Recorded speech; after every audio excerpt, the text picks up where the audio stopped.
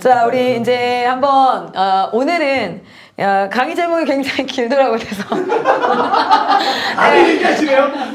아니 강의 제목에 맞는 강의를 하기 위해서 굉장히 제목을 열심히 좀 상고하는 시간을 가졌어요. 시대적 사명을 이루는 실체를 보여주는 IM의 핵심 사역. 그래서 여기 시대적 사명, 실체, 그리고 핵심 사역 이 세 파트로 강의를 해야겠구나. 왜냐면 제목과 주제에 충실한 강의를 해야지 또 딴소리 하다 갈 수는 없으니까. 지난 시간에 레베카 선교사님을 통해서 구속사역 가운데, 구속사 역사 가운데 우리는 이미 영생과 죄사함을 소유한 자. 그런데 그것이 실체가 되어 드러나는 그 날을 기다리고 있는 자들이라고 한번 비전을 나누었습니다. 그리고 우리는 새 인류가 되어서 하나님을 왕으로 모시고 그분의 법을 따르는 자들이다. 라고 우리는 은혜를 누렸습니다. 할렐루야. 자, 그런데 이 마지막 때에는 어떠한 일이 있다고요? 이 마지막 때에 있는 일들에 대해서 우리가 이야기를 나누고, 그러면 이 시대 가운데 우리는 어떤 사역을 하는가? 기독교적 세계관이 무너지고 그 가치관이 또한 어떻습니까? 가치관에 혼란이 오고, 그리고 심지어는 소명과 그 사명에 대해서 잃어버린 세대. 그래서 이 세대에 우리는 사역을 하는 부름받은 선교사로, 어디에 있든지 간에 선교의 사명을 가진 자. 오늘 내가 목욕탕집 때밀이로 있어도, 내가 오늘 슈퍼가게 아저씨로 있어도, 어떤 자리에 있든지 간에 이 시대적 사명 앞에 반응하는 하나님의 사람들, 그런 사람들을 길러내는 기독교 교육에 우리는 있습니다. 라는 이야기를 지난 시간에 나눴어요. 맞나요? 제가 정리를 너무 잘했나요? 네. 자, 그러면 이제 본격적으로 우리가 저희 기독교 교육 안에서 IM 선교회는 그 시대를 보면서, 실제 그 시대를 보면서 손 놓고 있는 사람들도 있지요. 네. 예전에도 그렇고 우리가 어떤 사건이 있을 때에 그 사건을 실질적으로 움직이는 사람이 있고, 그것을 그냥 알고 있지만 관망하는 사람들이 있고, 실제 그 사건에 대해서 크게 관심 없이 모르고 있는 사람들도 있어요. 이 시대도 아마 동일하지 않을까라는 생각을 해요. 현 시대 가운데 교육이 무너졌다는 것을 아마 모르는 사람들은 없을 거예요. 그리고 오늘 이 시대 가운데 이러한 하나님의 일, 하나님의 역사가 필요하다는 것을, 그리고 기도하지 않는 사람은 없지 않을까. 하나님을 만난 사람들 중에는. 그런데 중요한 건 실질적으로 어떻게 움직이고 있나라는 부분은 우리가 한번 생각을 해봐야 될 부분이다라는 생각이 들어요. 예전에 우리가 보면은 모르겠어요. 이 사건을 이야기하는 것 자체가 조금 이제 좌파와 우파 뭐 이렇게 나뉘는데, 저는 그것과 상관없이 세월호 사건을 보면서, 세월호 사건에 그 아이들이 이렇게 되는 것을 보면서 우리가 그 일에 대해서 왈가왈부 여러 가지 이야기를 할 수 있지만, 저희 아이들에게는 그런 얘기를 했어요. 결국에는 우리가 하나님 앞에 참된 그리스도인으로 우리가 복음을 알고, 그리고 우리가 살아가는 모든 결정들 앞에서 그리스도인으로서 결정을 해가는 그러한 변화가 있지 않다면, 좀 더 구체적으로 얘기하냐면 우리가 법을 올바르게 제정하는 것과, 하나님 나라도 여러분 보시다시피 하나님의 법이 있거든요. 근데 선진국이라는 건 법이 건강하다는 뜻이에요. 법이 악법일 수 있거든요. 법이 악할 수 있고, 그 법이 그 나라의 사람들을 다스리기에 굉장히 편파적이거나 또는 아주 러프해서 그 법이 지켜진다 할지라도 그 나라에서 선이 이루어지지 않을 수 있어요. 그래서 그 법이 하나님 앞에 올바르고, 그리고 그 법을 지키는 사람들의 수준이, 그것을 그냥 내가 지켜야 되니까, 아니면 재수없이 내가 법에 걸렸어가 아니라 선진의식을 가지고 그 법을 지켜서 우리 공동체가 하나님 앞에 아름답게 세워지기를 원하는 것, 그렇게 되어지는 것이 우리 지금 살아가는 시대에서도 선진국이라고 얘기를 해요. 그래서 선진국의 국민으로서의 의식을 가지고 또 선진 문화의 법을 가진 그런 나라를 선진국에, 우리나라는 예전에 아동학대에 관련된 법안이 없었어요. 그러니까 그런 법안들이 제대로 제정되지 않은 상태가 아니라 제대로 제정된 상태, 그것도 그냥 나라에서도 그것을 건강한 것이라고 얘기를 하는데, 우리는 하나님 나라의 완전한 법을 가지고 있는 하나님의 백성인 줄 믿습니다. 그리고 우리는 어떤 의식을 가져야 됩니까? 하나님의 백성으로서 그 법을 기꺼이 지키겠습니다. 그리고 그 법이 내가 지키면 살고 안 지키면 죽는다가 아니라, 여러분, 하나님을 우리가 섬기는 방법이 뭐예요?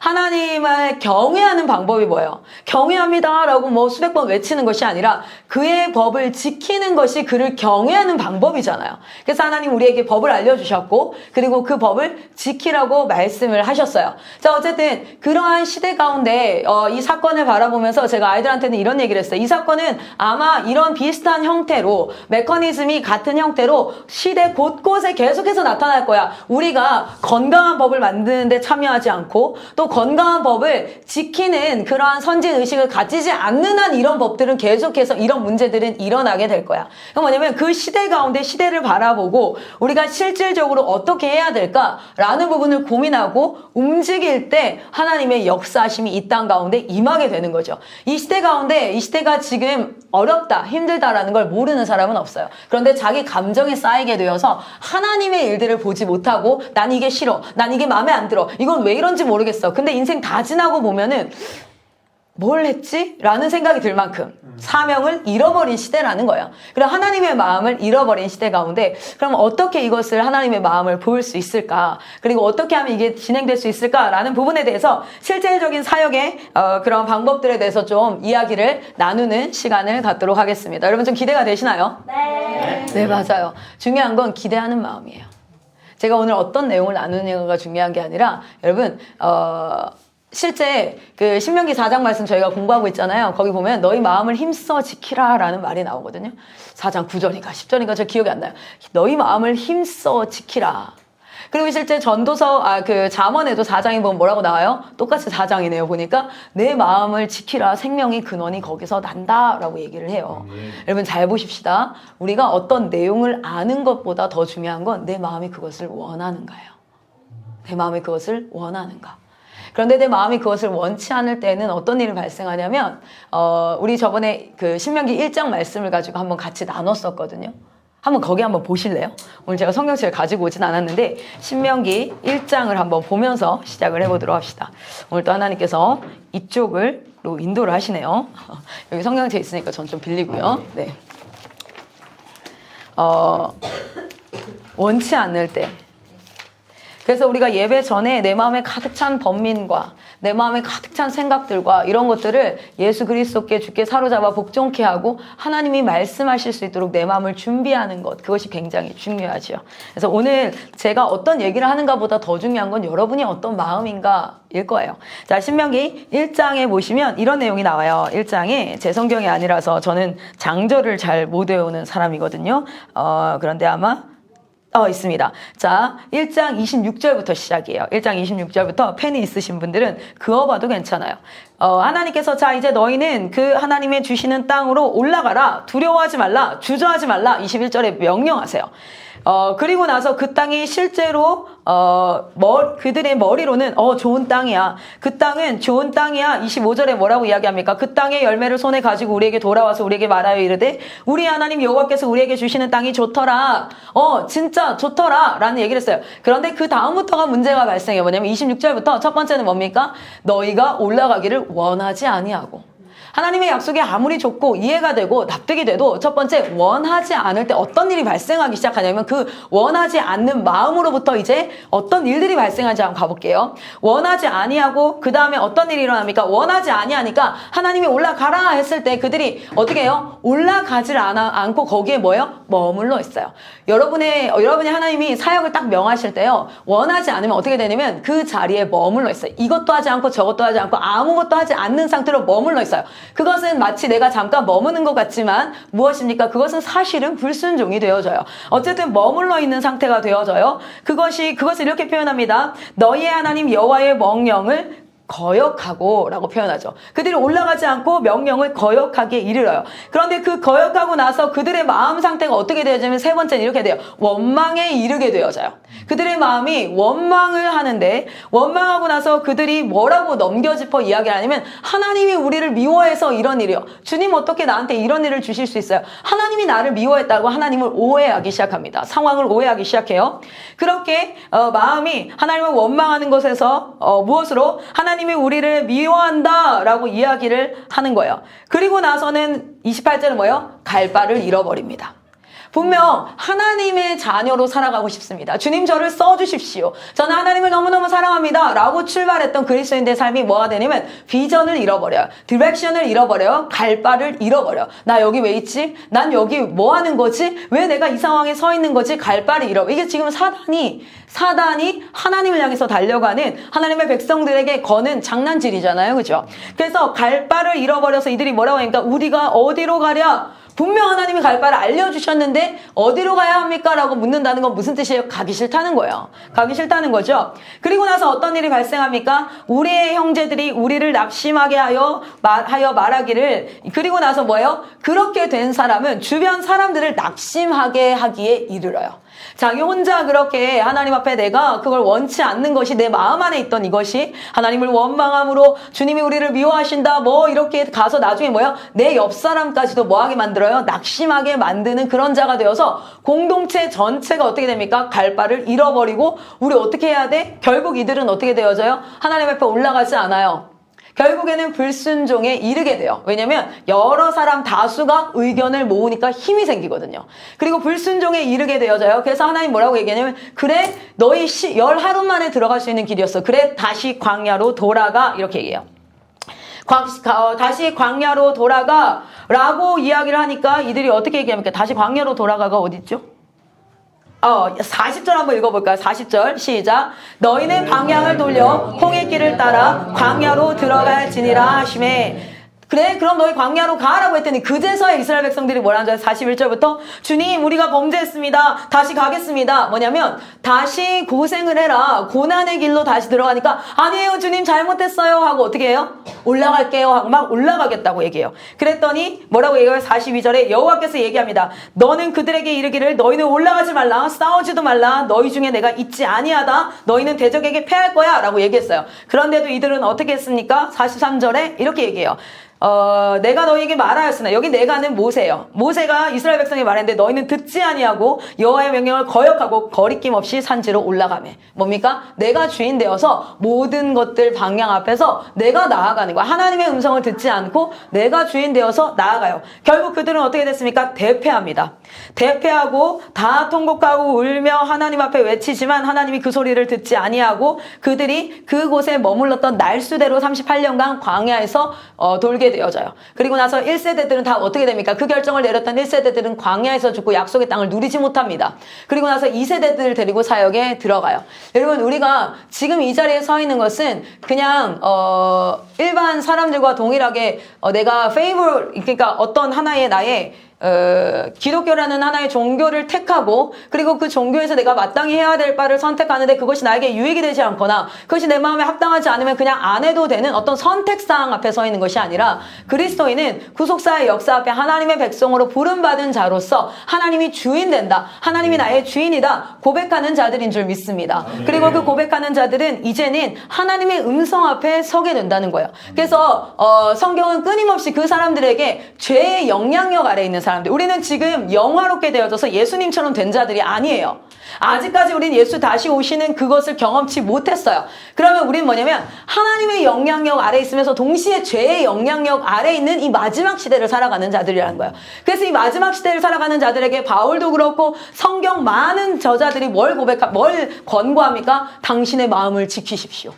영적인 소욕을 따르십시오. 육체의 소욕을 따르지 마십시오. 그건 무슨 뜻이냐면 하나님의 통치와 죄의 통치가, 사단의 통치가 동시에 이루어질 수 있는 상태가 마지막 시대를 살아가는 사람들의 특징이라는 거예요. 그래서 실제로 아터 핑크라는 굉장히 유명한 신학자가 어떤 책을 썼어요? 내 마음을 지키라 라는 책을 썼어요. 아터 핑크는 얘기합니다. 기도의 자리에, 하나님의 말씀을 보는 자리에 자기는 너무너무 두려운 현 시대의 상황이 있는데, 그 사람 100년 전 사람인데 그때도 그랬나 봐요.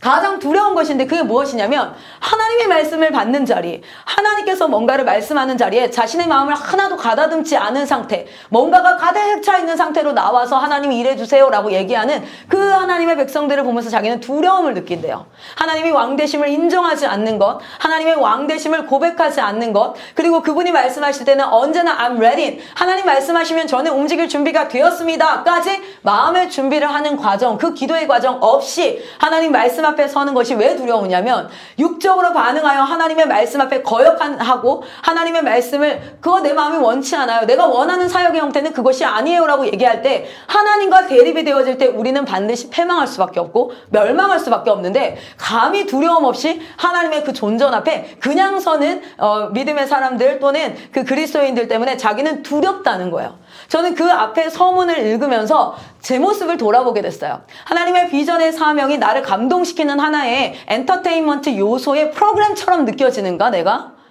내가 설교를 들을 때에 저 사람이 나를 감동케 해야 돼 라는 그런 자세로 있는 정도의 수준.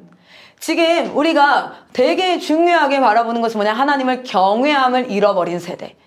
그래서 우리는 감히 이렇게 얘기할 수 있어요. 하나님도 사랑하지만 하나님 전 세상도 사랑 이걸 못 버리겠어요 라고 감히 이야기할 수 있는 우리의 이 상태가 정말 위험한 상태가 아닌가. 하나님 앞에 우리가 경외함을 잃어버린다는 건 정말 위험한 것이 아닌가라는 생각을 해봅니다. 그러면서 오늘 IM 선교회에 여러분의 이 자리에 지금 이렇게 부르더라고요. 투 비전 공동체라고 부르더라고요. 한 비전 공동체와 양산 비전 공동체 이렇게 해서 투 비전 공동체라고 부르길래 참 누가 이름을 지었는지 잘 지었다 이런 생각이 들었는데 각자 팀에게 우리는 하나로 연합되어져 있습니다. 그러나 또 각 팀에게 하나님께서 부르심의 사명과 목적이 있겠지요. 그런데 오늘 이 시간을 통해서 IM 선교회에 정리되어져 있는 하나님이 우리를 부르심에 대해서 어떻게 그 부르심 앞에 우리는 어떻게 그것을 실현시키고 있는지 실질적인 사역의 방법에 대해서 나눌 때에 여러분에게 충분한 인사이트가 되어지고 그래서 그것 앞에 그냥 마음만 띄고 어떻게 해야 될지 모르는 상태이거나 또는 하나님이 해주세요 저는 잘 모르겠어요 하는 상태라면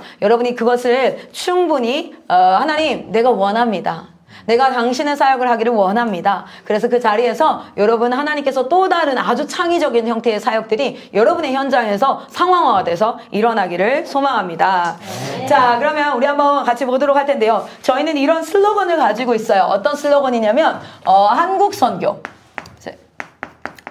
한국 선교를 일으켜서 우리가 선교왕국이 되자. 선교왕국을 세우고 그 선교왕국이 어디로 나아가도록 열방선교로 나아가도록 하는 이 마지막 시대에 우리가 세계관과 가치관과 이 소명관이 무너진 시대 가운데 그러면 하나님께서는 항상 어떻게 일하셨냐면 하나님께서 하신 두 가지 대표적인 사역이 있잖아요. 하나님이 하신 대표적인 사역은 창조사역과 구원사역이었습니다.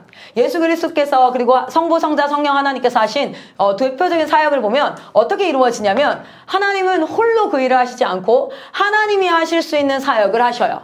하나님은 무에서 유를 창조하시는 사역을 하셔요. 그런데 그 사역을 계속해서 하나님 혼자 하시지 않고 이 사역을 누구에게 맡기십니까? 하나님의 형상으로 부름받은 하나님의 대리인에게 이 사역을 맡겨요. 간단하게 얘기해 보자면 예전에는 하나님께서 뭐 하셨어요? 진흙과 흙을 이겨서 사람을 창조하시고 어떻게 하셨어요? 생기를 불어넣어서 사람을 창조하셨어요. 오늘날 한스쌤은 하나님이 창조하셨습니다. 할렐루야. 네. 그런데 오늘날 한스쌤을 계룡산 꼭대기에서 흙을 이겨가지고 하나님께서 친히 이기셔서 그리고 콧구멍에다가 바람을 후 불어넣어서 생명을 그렇게 해서 한스쌤이 무화과 나무 이파리 하나 달고 돌돌돌돌 내려와가지고 이런 상태로 집에 딱 들어와서 잉태하였습니다. 이렇게 안 되잖아요. 그쵸? 하나님은 made in Korea, made in the Holy Trinity잖아요. 그쵸? 성삼일체 하나님에 의해서 그렇게 만들어지지 않지요. 오늘날 하나님께서 그렇게 창조하지 않고 오늘날은 어떻게 창조하십니까? 대리인인 하나님의 형상대로 지음받은 인간인 엄마 아빠의 이 뱃속에 엄마 뱃속에다가 생명을 넣어주세요. 난자와 정자가 남자 여자에게 있어도 생명이 잉태가 되지 않는 난임이 많죠. 그렇죠? 불임이 많죠. 이유가 뭡니까? 이것은 낭자와 정자가 만나야지 생명이 잉태하는 것이 아니라 하나님이 창조하셔야지만 가능한 일이기 때문에 그래요. 그런데 그 일을 하나님이 하셔요. 그런데 하나님이 하실 수 있는 일을 하시고 그리고 나서는 누구에게 맡깁니까? 하나님의 형상대로 지음받은 인간인 엄마 아빠에게 맡겨서 그 창조사역을 완성하라고 하세요. 무슨 뜻이냐면 하나님은 혼자 다 하고 야 칭찬해 찬양해 영광 돌려 멋지지 너는 구경이나 해 너는 뭐 따먹고 먹고 싸고 구경만 하면 돼 그리고 박수치면서 찬양해 예배만 해 가 아니라 하나님은 뭐 하셨습니까? 당신의 일을 우리에게 나눠주셔서 우리에게 어떤 것을 주셨어요? 보람과 성취와 기쁨. 이거는 일하지 않는 사람에게는 절대 누려질 수 없어요. 이거는 돈으로 살 수도 없고요. 이거는 그 어떤 것으로 구할 수 있는 게 아니라 내가 수고하여서 일할 때만 가능한 일이고요. 하나님은 가장 좋고 가장 선한 것을 우리에게 나누어 주셨습니다. 이 기쁨에 동참하라. 이 창조 사역에 동참하라. 그래서 우리 부모님들은 어떤 사역에 동참된 자들이에요? 하나님의 창조 사역에 동참된 자들이에요. 그러면 아담은 완성품이라고 하니까 되게 좀 그렇다. 아담은 완전한 상태로 창조가 되었죠. 아담이 혹시 갓난아기로 창조되었다, 성도 같은 모습으로 창조되었다고 여러분 성경에 쓰여 있던가요? 아니에요. 아담은 이미 성인의 상태, 온전한 상태였어요. 자, 그러면 생명이 잉태되어져서 이게 온전한 사람, 추월한 상태, 어덜트, 그쵸? 온전한 사람으로 하는 것이 창조사역인데 하나님은 어디까지 하셨어요? 여기까지만 하셨어요. 그럼 우리에게 주어진 육아나 교육은 그렇게 해서 무엇을? 성인을 만드는 건 이것은 우리 개인의 육아와 교육과 훈육이 아니라 이 모든 것들이 사실은 뭐라고요? 창조사역에 동참되는 거야. 아멘. 그래서 우리는 사단은 뭘 제일 싫어하냐면 하나님 너무너무 사랑하는 남자와 하나님 너무너무 사랑하는 여자가 결혼해서 하나님을 사랑하는 자녀를 잉태하는 걸 제일 싫어해요. 땅에 번성하라 충만하라 이것을 어기고 싶은 거야. 이걸 절대 하고 싶지 않은 거야. 그래서 뭐합니까? 일단 결혼하지 말아로 가는 거죠. 그렇죠? 그런데 일단 결혼을 했으면 뭐예요? 너의 인생을 즐겨라. 애를 꼭 낳아야 되니. 근데 거기까지도 아니고 얘가 애를 낳아. 그러면은 육아가 개고생이 되게 만드는 거야. 그리고 나서는 뭐 하는 겁니까? 이 아이들을 하나님의 온전한 사람으로 키우는 법을 성경에서 발견하는 게 아니라 내 새끼 잘 컸으면 좋겠어. 이 땅에서 고생하지 않았으면 좋겠어. 너는 이렇게 살았으면 좋겠어. 이 육아 자체를 무엇으로 아주 개인적인 것으로 만드는 거야. 사단은 끝까지 뭐 하는 거예요? 하나님의 그 법을 반대하는 형태로 창조사역을 뭐 하고 있습니까? 방해하고 있어요. 하나님의 비전은 뭡니까? 하나님 나라의 완성입니다. 사단의 비전은 무엇입니까? 하나님 나라의 파괴예요. 그래서 끊임없이 그 형태로 오늘날까지도 일하고 있고 마지막 주님 다시 오시는 날까지도 그는 오히려 사단은 더 정확하게 알고 있을 거예요. 주님 오시는 날 자기는 죽는다는 거. 그래서 마지막 발악을 할 수 있는 게 하나님 앞에 직접 대면해서 하나님과 싸울 수 없어요. 한스쌤이 맞쌤이랑 주먹 다짐할 수는 없어. 그런데 맞쌤을 진짜 고통스럽게 싸울 수 있는 방법이 뭐예요? 하늘이를 괴롭히면 돼요. 그렇죠? 사단이 하는 짓이 딱 그거야. 하나님한테는 직접 대적할 수 없으니까 하나님의 자녀들을 뭐야? 넌 거기 갈 수 없어. 너 끌고 같이 지옥으로 갈 거야. 내가 너 끌고 같이 갈 거야 라고 하는 거야. 그게 바로 하나님을 향한 사단의 가장 찌질하지만 가장 최선의 공격인 거야. 그래서 우리는 그 영적 전쟁 앞에 하나님의 그 보호하심 아래 그리스도 안에 그리스도인 in Christ. 우리가 예수 안에 있어야 될 줄 믿습니다. 어쨌든 이 창조사역을 하나님께서 이렇게 하셔요. 그래서 우리가 이 육아나 교육이라는 것이 창조사역이라고 할 때 그러면 성경에서 말하는 온전한 사람이 뭔지를 알아야 이 창조사역 앞에 합당하게 우리는 이 창조사역을 할 수 있어요. 이 아이가 배려심이 많고 겸손한 아이로 키우는 것이 다가 아니라는 거예요. 성경이 말하는 온전한 사람이란 뭘까라는 것을 알고 그렇게 키워내야 돼요. 저는 필승이 필리핀 성도가 자기가 원하는 삶을 살기를 원치 않습니다. 자기가 잘하는 것을 하면서 살기를 원치 않습니다. 성경이 말하는 온전한 사람으로 커가기를 소망해요. 그렇기 때문에 우리 아이들 기독교 교육은 이거예요. 기독교 교육은 창조사역에 동참되는 거예요. 그래서 선생님도 그 사역에 동참이 되는 거고 부모도 그 사역에 동참되는 거고. 여러분 봅시다. A라는 사람이 있고 파리 너무 시기 싸우자. B 두 사람이 있어요. 한 사람은 평생 100가지 일을 하고 죽었어요. 와우. 한 사람은 10가지 일밖에 못하고 죽었어요. 자, 여기서 제가 질문 한번 해볼게요. 누가 더 부지런하고 누가 더 충성된 자인 것처럼 보이세요? 그래도 얘가 좀 더 낫지 않겠어요? 자, 근데 예수님이 툭툭툭툭 걸어오십니다. 마지막 날에 마지막 숨을 탁 내쉬고 주님 앞에 섰는데 주님이 막 오시는 거예요. 얼마나 감격스럽겠어요. 그렇게 기다리는데 주님께서 잠깐 막 안으려고 주님 이렇게 잠깐 우리 심판의 과정이 있잖아요. 그렇죠? 잠깐. 자, 내가 너에게 그 땅에서 하라고 시켰던 10가지 일을 다 했니? 라고 물었어요. 그랬더니 이 친구는 하나밖에 안 했어요. 그리고 나머지 99가지는 자기가 해야 될 것이라고 생각하는 많은 것들을 하고 살았던 거예요. 그런데 이 사람은 주님이 시킨 그 10가지를 다 한 거예요. 그것만 한 거예요. 여러분 다시 질문할게요. 누가 충성되고 부지런한 자입니까? 네, 이건 여러분이 분명히 말할 수 있죠. 여러분 잘 보십시오. 우리가 많은 일을 하고 내가 생각하는 기준 안에서 해야 될 것과 잘하는 것이 중요한 게 아니라 우리 주님이 우리에게 주신 사명인데 그 중에 하나가 뭔지 아세요? 부모로서 이 창조사역에 동참하고 땅에 번성하라 충만하라 땅을 다스리라 하는 그 사역의 사명을 우리에게 주셨어요.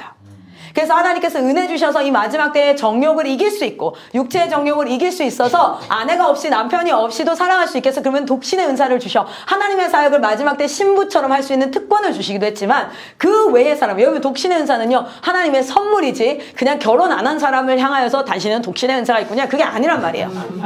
그렇죠?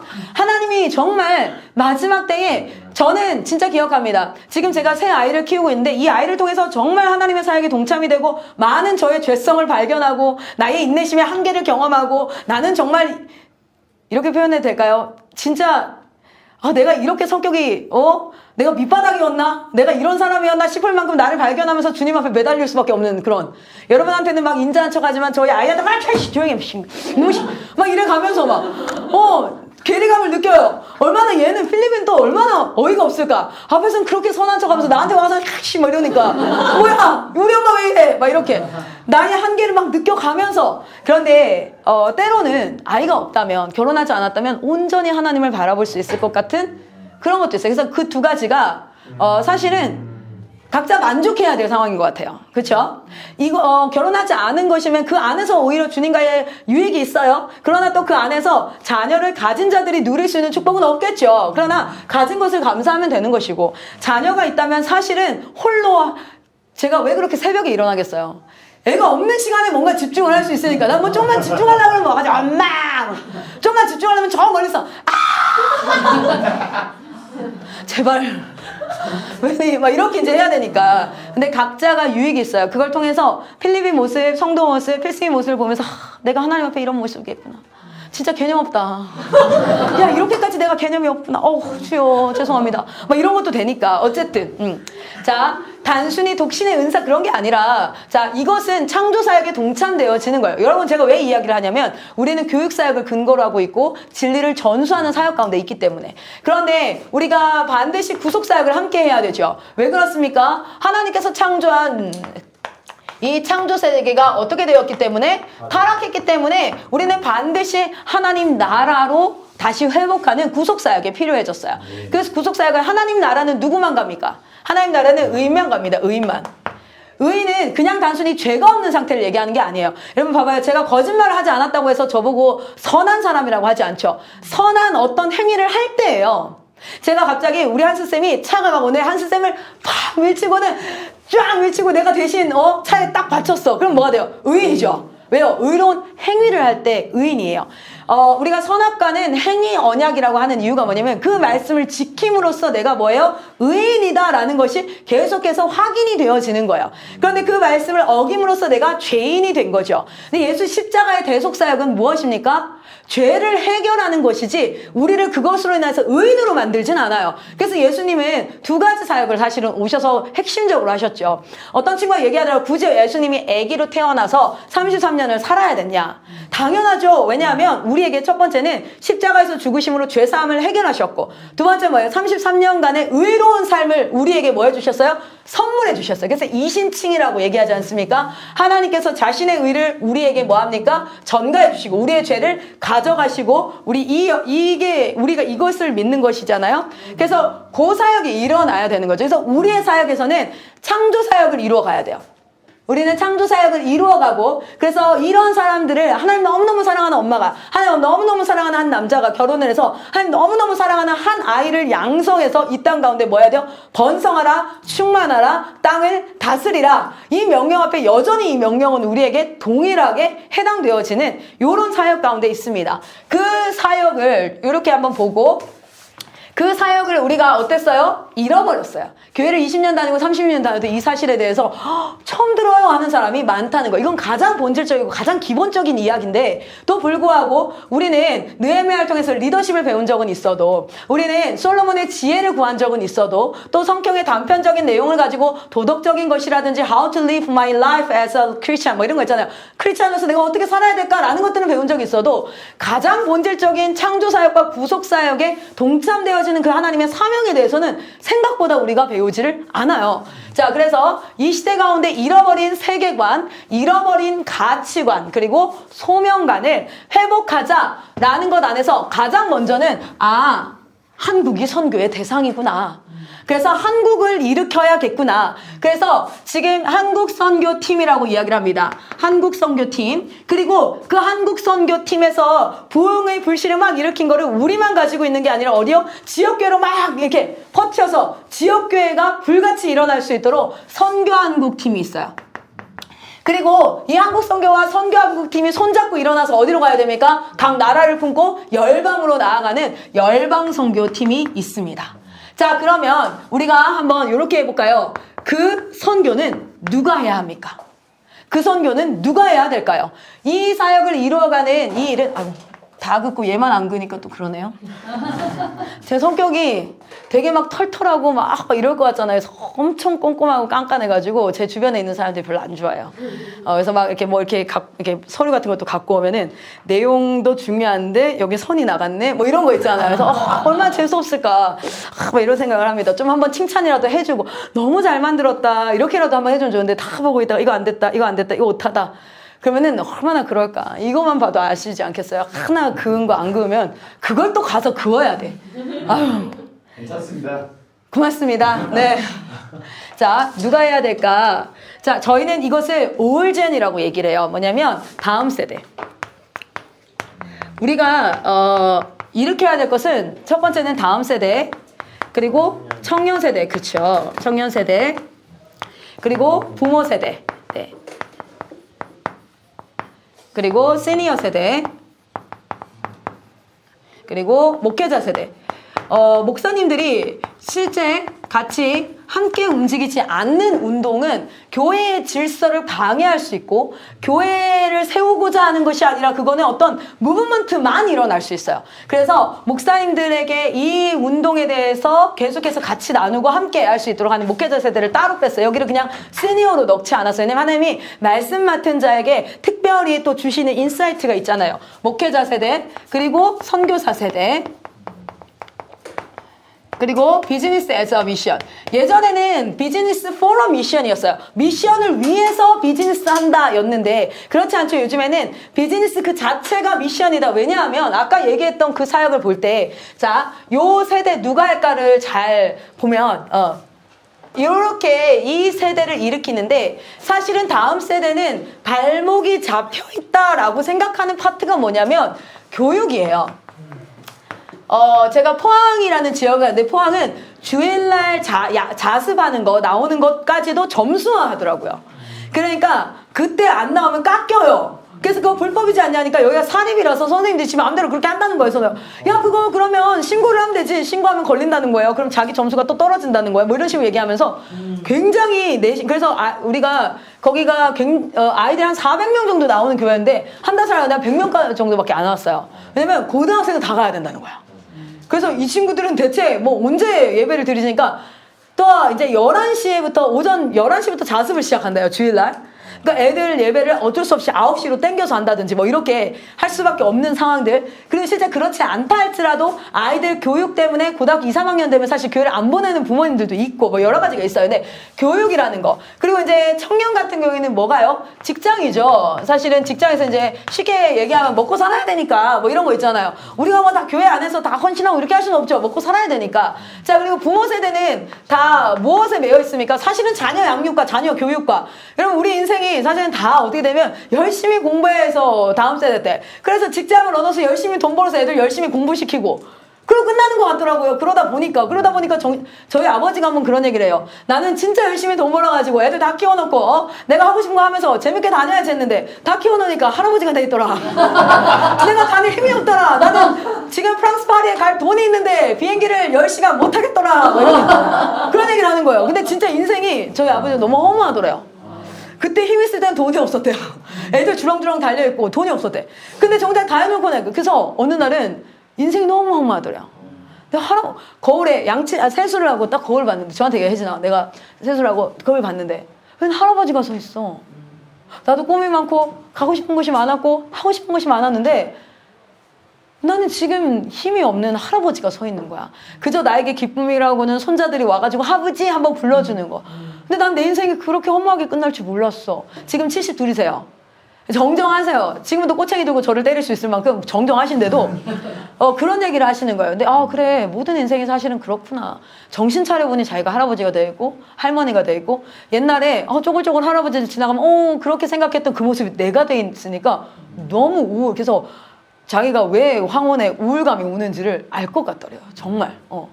그래서 네가 나를 연락을 안 하고 찾아주지 않으면 난 굉장한 배신감을 느낄 것 같다고. 그래서 그렇구나, 알겠습니다, 막 이렇게 얘기하는데, 자, 그리고 이제 시니어는요, 다 노후 계획 이거가 어떻게 사실은 지금 화두인 거죠. 마지막으로 내가 어떻게 살 것인가, 내가 얼마나 비참하지 않게 살 수 있을까. 유튜브에 들어가면 노후라고 치면 영상 엄청 많이 나와요. 야, 어마어마하게 50대부터 준비해라, 아니다 40대부터 준비해라, 아니다 20대부터 준비해라, 막 이런 거부터. 내가 봤을 때는 그냥 10대 때부터 노후를 준비하고 살아야 될 것 같아요. 무슨 죽기 위해서 사는 것처럼 막 그러게 해놨어. 50대 늦었습니다, 막 이런 영상들 많이 나오니까 제가 37밖에 안 되는데 가슴이 가장 벌렁벌렁, 국민연금을 제대로 내가 내고 있나? 막 이런 생각이 갑자기 들면서 죽을 준비를 해야 된다, 이런 생각들. 목회자 그리고 선교사 비즈니스는 조금 빼도록 할게요. 어쨌든 이렇게 매여 있는데, 역발상, 이것 때문에 우리가 안 돼가 아니라 이것을 중심으로 공동체를 이루면 어떻게 되는 거지? 이것을 중심으로. 그래서 저희가 무슨 사역을 하고 있습니까? 리뉴젠 사역을 하고 있는데, 아이들을 교육하면서 우리가 실제로 전수해야 될 것들을 함께 전수하는 사역들을 진행하고 있고요. 그리고 이제 청년 세대 같은 경우에는 이제 시작을 하고 있는 상황인데요. 어떤 상황이냐면, 첫 번째는 이 친구들이 지금 비즈니스에서 미션이랑 연결돼서 청년 사역이 함께 스타트를 끊었어요. 하나는 청년 사역, 우리 인투젠을 간단하게만 조금 설명을 드릴게요. 인투젠.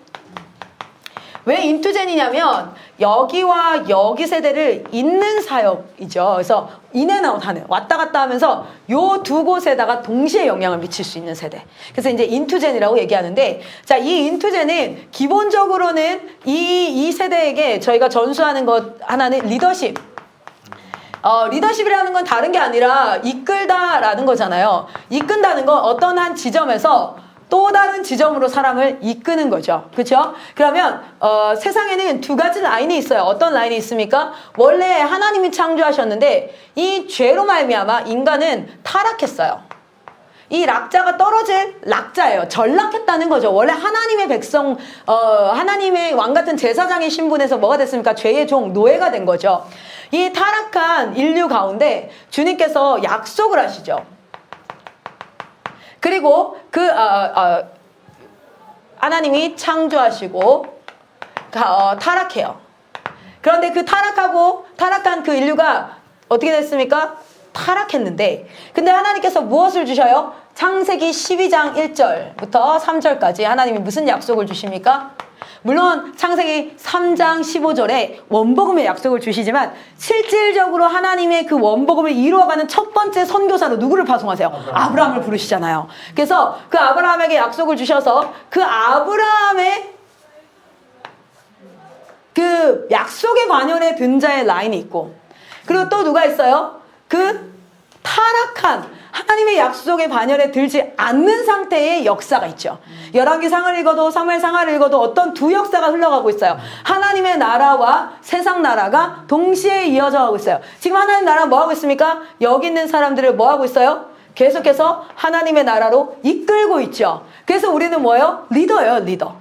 우리는 이끄는 자들이에요. 앞에 가서 목소리가 크고 내가 잘났으니까 나 따라와라, 이게 아니라 우리는 이 역사 가운데 선 자들은 모두가 리더예요. 어떻게 해요? 여기 있는 자들을 어떻게 해야 돼요? 이끌어야 하는 거죠. 이것이 바로 뭐예요? 예수 그리스도로 말미암은 그 구원 사역도 예수께서 십자가에 달리는 거, 죄 용서하는 건 예수님밖에 못해요. 하나님이 하실 일은 하나님이 하셨어요. 그런데 그것이 전파되어지는 일은 누가 하세요? 성령께서 깨닫게 하시지만 무엇을 통해서? 믿음을 들으면서 들으면 말씀에 난다. 전하지 않는데 어떻게 깨닫겠느냐? 어떻게 믿겠느냐? 뭔 얘기예요? 너의 사역이 있어. 너에게 맡겨준 사역이 있어. 너 그 사명 앞에 서야 된다. 할렐루야. 그래서 우리가 그 일을 할 때 성령께서 뭐하게 합니까? 깨우치게 하시고 생명을 살아나게 하시고, 그래서 그들이 하나님 나라 역사 안에 예수 그리스도 첫 번째 아담의 뒤에 서는 게 아니라 두 번째 아담의 반열에 들어서 죄사함과 영생을 약속받은 자로 이렇게 이끄는, 그래서 리더십 과정이 있고, 그런데 이들은 다 무조건 선교사가 돼야 돼요? 아니에요. 그게 아니기 때문에 저희가 이 안에 자영업을 위한 창업 과정이 있어요. 그래서 교회를 중심으로 교회를 중심으로 여기서 슈퍼를 해도 돼. 영어 학원을 해도 돼. 태권도 학원을 해도 돼. 코인 세탁을 해도 돼. 뭐를 해도 돼. 어쨌든 자영업으로 할 수 있는 것들을 여기서 스타트업으로 시작을 하고, 그리고 이 세대는 굉장히 특이한 세대예요. 청교도의 재정관을 기억하십니까? 청교도의 재정관은요, 청교도는 이 일을 진짜 비즈니스 as a mission이었어요. 그들은 돈을 많이 벌기 위해서 하지 않았어요. 그 증거가 뭐냐면 아무리 돈을 많이 벌어도 그들은 수고해서 일했어요. 적당히 월 한 1200만 원을 벌면 나 이제 더 이상 일하지 않아도 돼. 이 돈이면 충분히 하나님 섬길 수 있어가 아니라, 그들은 돈을 벌기 위해서 일했던 것이 아니라 이 일 자체가 하나님의 창조 세계를 다스리고 돌보는 거예요. 하나님이 어떻게 이 땅에 치안을 유지하고 계십니까? 경찰들을 통해서.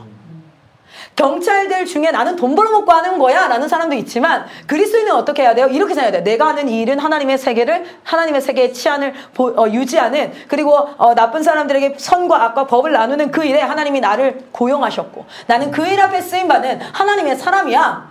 그렇게 해서 거기서 얼마나 버느냐라는 그가 아니라 하나님의 이 일 앞에 내가 쓰임을 받는 거죠. 자, 그렇다면 그렇게 하기 때문에 청교도들은 어떻게 해요? 자기 자신을 위해서만 돈을 쓰지 않아요. 청지기로서 하나님과 연봉 협상을 하는 거죠. 쉽게 얘기하면 난 하나님이 나에게 주시는 돈은 하나님의 것입니다. 하나님의 뜻대로 쓰십시오. 근데 그 돈 안에 일부가 나를 돌보고 내 가족을 돌보고 내 어머니 아버지를 돌보는 그 일이 포함된 거예요. 그게 포함된 거예요. 그래서 결정을 해요. 하나님, 나는 월 200만 원이면 내가 충분합니다 라고 만약에 결정을 하면, 그 이상의 돈이 벌리면 어떻게 할까요?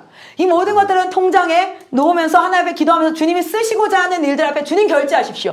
주님이 그래서 그들은 지나가다가 어떤 성전을 건축하고 있어. 그럼 거기에다가 어떤 학생이 이렇게 막 이제 돈이 없어서 학교를 못 간다면 어떻게 해요? 기도하는 가운데 하나님 말씀하시면 그에게 하고, 그래서 기부 문화가, 미국 같은 경우에는 기부 문화가, 근데 그건 나만 돌아서가 아니라 내가 세팅한 그 나를 위해서 쓰는 돈을 제외하고는 주님 것입니다. 진짜 청지기로서 그들은 그렇게 하잖아요. 저는 그것이 대한민국의 청년들과 이 세대가 지금 리뉴젠 다음 세대가 일어나서 이들이 10년이 지나면 린투젠인데요. 이들이 10년이 지나면 부모 세대가 돼요. 이들이 시니어들. 리뉴젠이 웨이브가 돼서 물결이 돼서 싹 쓸고 갈 때 여기는 완전히 새로운 세대가 될 줄 믿습니다. 자, 우리 아이들에게 그 교육을, 재정관 교육을 할 때 너희는 청직이다 라는 그냥 추상적인 게 아니라 하나님과 연봉협상해야 돼요. 하나님, 올해는 제가 아이가 하나 태어났습니다. 50만 원 올려주셔야겠습니다. 괜찮겠습니까? 250만 원으로 가겠습니다. 그 외의 돈. 근데 그 외에 돈을 더 이상 벌지 않겠다 하냐, 최선을 다해 그 일을 할 때 재정은 따라와요. 재정은 따라오기 때문에 주님이 쓰시고자 하시는 만큼,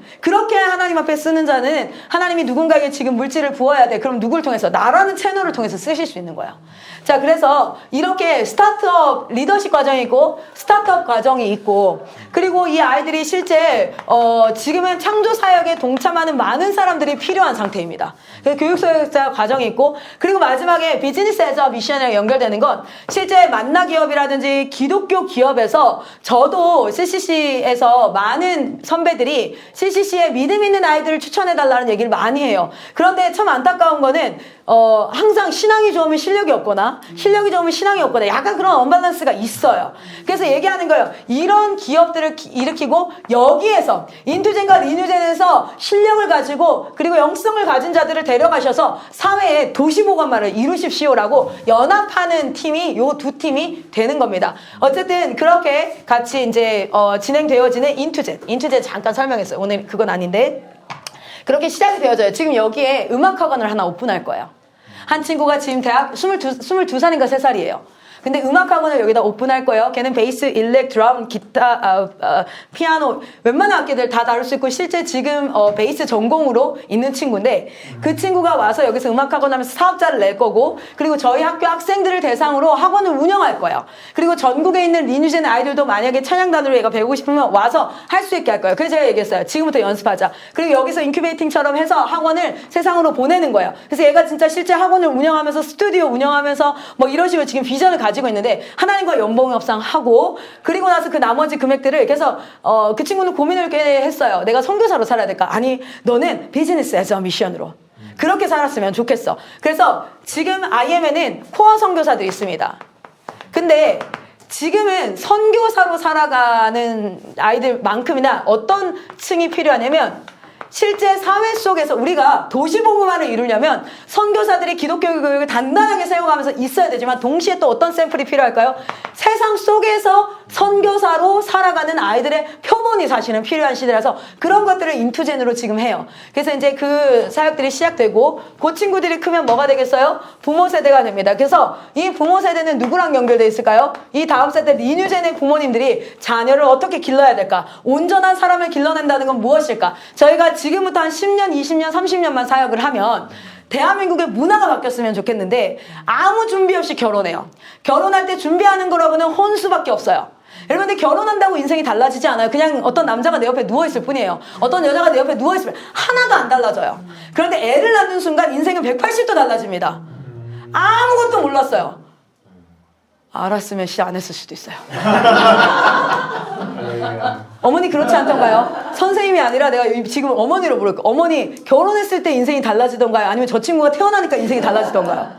네, 맞아요. 진짜 저 친구가 태어나는 순간 아마 아버님이 그 나이대로 돌아가서 물어보잖아요. 애기 태어나기 전에 기저귀 언제 떼는지 당신 알고 있었어? 라고 물어보면 모를 거예요. 알아요? 결혼하기 전에도 모르는데 지금 결혼했죠? 알아요? 모릅니다. 처음 태어나서 애가 몇 미리 우유 먹는지 알아요? 그럼 어떻게 먹여 살릴 거야? 근데 나도 몰랐어요. 애를 낳았거든요? 낳았는데 20에서 40ml를 먹이라 60ml가 최대 더 먹으면 토한다 뭐 이러고 너무 작게 20ml, 60ml 네? 그냥 신생아실에서 먹여주는 대로 일주일 있다가 2박 3일 있다가 조리원 가시죠? 네. 그러니까 그럼 됐어요. 네. 잘 먹고 있나요? 네. 내 애를 그렇게 해야 되는 거예요. 진짜 준비 없이 결혼해요. 정말 준비 없이 애를 낳아요. 언제 아이를 때려야 할까요? 훈계할 때. 성경에서 때리지 않는 거는 뭐라고 나와요? 막 이렇게 해서 엄마 아빠들이 겁나 때리는데 합리화하면서 새끼야 성경도 해 너무 샤게 막 이러면서. 근데 훈계는 언제 해야 될까? 몇 살부터 해야 될까? 성도가 지금 방금 어떤 친구가 저한테 이런 얘기, 한비전 아이가 저 성도한테 뺨 맞았어요. 어머 미안해. 근데 성도를 뺨 때렸다고 혼내야 되는 걸까 지금? 아니면 얘는 모르는 거니까 지나가야 되나? 언제 혼내야 되나? 이러면 잘 모르고 시작하니까 어떻게 돼요? 자기 경험상 애를 키우다가 사실은 첫째 아이한테는 항상 미안함밖에 없어요. 완전 얘를 실험 대상으로 마루타로 키운 거야. 나중에 한참 지나보니 그게 아니었대. 미안하다. 그래서 첫째한테는 엄마가 항상 특별한 감정이 있어요. 미안함. 그리고 약간 죄책감. 근데 둘째도 똑같아요, 사실은. 둘째도 잘 모르겠어. 근데 그때는 이미 나왔어. 아이씨, 모르겠다. 셋째는 더 모르겠다. 아이씨, 말이야. 그러니까 그런 부모님들이 사실 여러분의 트라우마, 상처는 가정 밖에서 있었을까요? 가정 안에서 더 많을까요? 사실은 생각해보면 그래요. 준비되지 않은 부모님 아래서 자라났을 때 오늘날 정말 많은 아이들이 부모님으로부터 많은 상처와 이걸 받고 있죠. 죄의 쓴뿌리를 그대로 받고 있죠. 나의 분노나. 정말 안 그럴 것 같잖아요. 전 제가 안 그럴 줄 알았잖아요. 주여. 제가 회개해야 될 대상은 주님 다음으로 제 아이들일 거예요. 정말. 진짜 그래요. 그리고 제가 7년간 연애했거든요. 제이코쌤 성품을 보셔 아시겠지만 소리 내는 성격이 언성 높이는 성격이 아니에요. 정말 차분해. 제가 막 열받아 있으면 좀 이따 얘기하자 이렇게 얘기할 정도로 저한테 한 번도 그런 적이 없는데 애기 태어나고는 왜 이렇게 냉전 시대가 이어지는지 진짜 너무 달라도 다르고 막 난리가 나는 거예요. 그래서 대한민국의 문화가 바뀌었으면 좋겠어요. 결혼 전에 혼수 준비를 하러 쌀라쌀라 둘이 손잡고 돌아다니는 게 아니라 부모 준비를 해야 돼요. 그래야 덜 싸우고 그래야 건강하고 하나님을 향한 온전한 아이를 키울 수 있기 때문에 이 문화가 생겨져야 되는데 한국에는 그런 문화가 없지 않습니까? 그러니까 우리가 이 전반적인 사역을 아까 제가 얘기했던 그 창조 사역의 동참과 구속 사역의 동참 안에서 우리는 이 일들을 이루어가고 있고 마지막 시대의 징조가 이러합니다. 그 마지막 시대에 우리 그리스도인들은 시대가 지금 이런 상태라면 이 전 세대가 처절하게 무너져 있어요.